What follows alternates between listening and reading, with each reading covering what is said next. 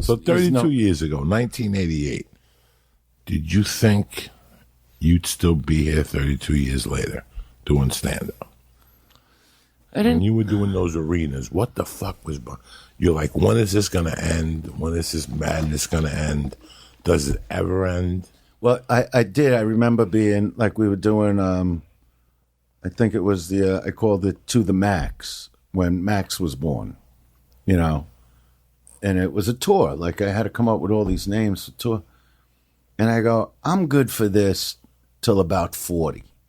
That's how I looked at it. Like, to do those kinds of things. Then I didn't know what I wanted to do, you know. And I was only like 32 at the time, something like that.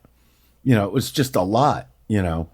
And I'm going, like, this kind of energy, like, to just keep blowing this kind of energy out. But, you know, I knew I would do the stand-up.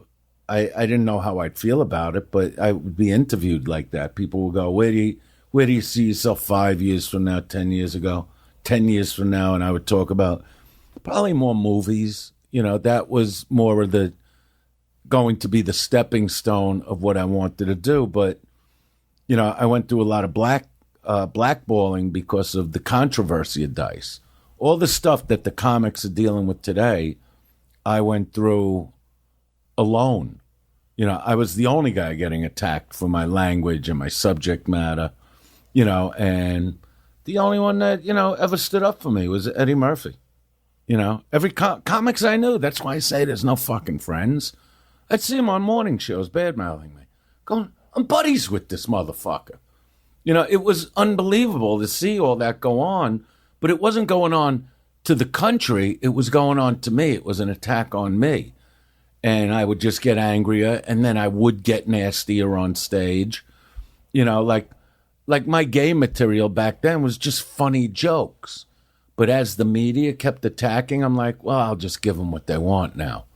You know, and that's where I came up with, you know, like the jokes were funny because I would talk about...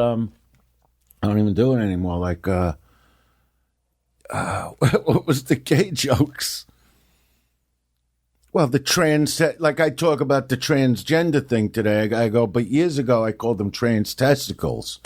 You know, you meet the girl. I said I would talk about the gays and the bis and, oh, bisexual, you either suck dick or you don't suck dick. What do? Wake up in the morning, flip a coin, heads I want hair pie, tails, balls across the nose. And then you got these other things, I go, these trans testicles, you know. What is this? You meet the girl of your dreams, you wine her, dine her, take her home, you put your hand up her skirt, you're holding a tree trunk, you know. So back then, the half chick wasn't popular. You know, like nobody even knew what the fuck it was. So people would come after me for that, you know. So now I do a whole bit with, you know, of course, Caitlyn and that whole thing. And I go, but when I discussed this years ago, you know, I was just looked at like, what the fuck is this? You know, but I saw it all coming, you know, and I was just under constant attack. So then I added on, I go, and then, you know, when they get the AIDS thing, you know, they can't figure out where it came from. Because now I'm angry at the press. Now I'm going to do nasty stuff because the trans testicle, the bisexual, it's all fun bullshit jokes. But now I go, so then they get the AIDS. Oh, I can't figure out how I got there. What do you mean you can't figure it out? You're walking around with shit on your dick. You're bound to pick something up. You know, and that's when the media would go fucking berserk on me because AIDS was just happening. And, you know, and I'm like, hey, you're going to fucking come after me like this. I'm not going to show you any side of Andrew. It's all Dice now. Fuck yous all. How did Eddie stick up for you? Oh, Eddie came out on Arsenio and said, I don't care what anybody says about him. He's the funniest guy there is. I'm going to see him at the Forum.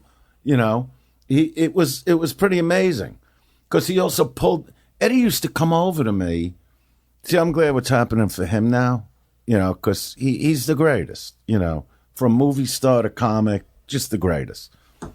I'm driving down over Laurel Canyon, like going towards Melrose, and Trini's with me, and she goes, "That's Eddie Murphy yelling." He was in a little Mercedes sports car convertible, and I'm in a 1970 Cadillac convertible, which you would love, And he's going, pull over, pull over.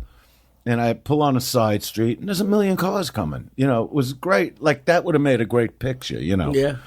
And she's sitting in the car, and Eddie gets out going, don't you let them fuck with you. Don't you let them fuck. Because he used to come over to me at the Comedy Store. He'd come there with 20 guys when he was, working on his stuff, And he'd walk away from his entourage. He just dug me, and what I do. And then when I took off, it baffled him. Like he even said to me, he goes, how do you draw 20,000 people a night? Because it just wasn't something comics did.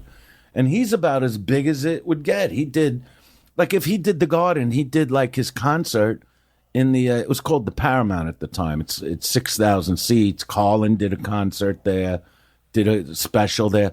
I did the sports arena. I didn't do the small room, which was amazing to do that room. But comics weren't thinking, I'll go into the big room. I'll go into the basketball arena.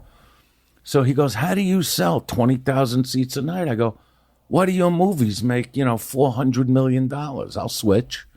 I'll switch any day you want, because he was amazing to me, and still is. Like, I love what I would call his resurgence now, because we all know Eddie Murphy doesn't need money, but if you're in this business, you like to be relevant, And like, to me, that was even the thing when I took Roseanne out with me. It's like, she never has to work again as far as money goes.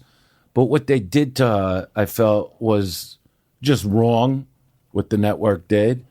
And she just wants to feel relevant. So that's why I started doing some shows with her. That's what that was about. Did you watch Dolomite? Yeah, I watched half of it. And I love it. I loved it. It was just, my house is like an after-hours club. My sons are up like all night. And we started watching the Dolomite at 2:30 in the morning. So, at about 3:30, I'm tired. So I want to, go up, and get stoned out and whatever, Do you think Eddie will make a comeback? Well, it's done. Stand up? It's not even, you know what? I think he's one of the greats of all time. I can't see. I mean, he won't do that special till it's ready, but it's something I'm looking forward to. I think he's... Andrew, how are you going to get ready if you don't go out? How are you going to get ready? You can't do stand-up in front of the mirror. I could get Andrew, Chris Rock, Louis C.K., and fucking Nick DiPaolo and give you each $200,000 and give me 15 minutes of material. If I don't get up on stage and work that material, it's not going to work, Andrew. Oh, you talking about Eddie? Yeah. We're going in like fucking Marines, you understand me? Welcome to church, motherfucker.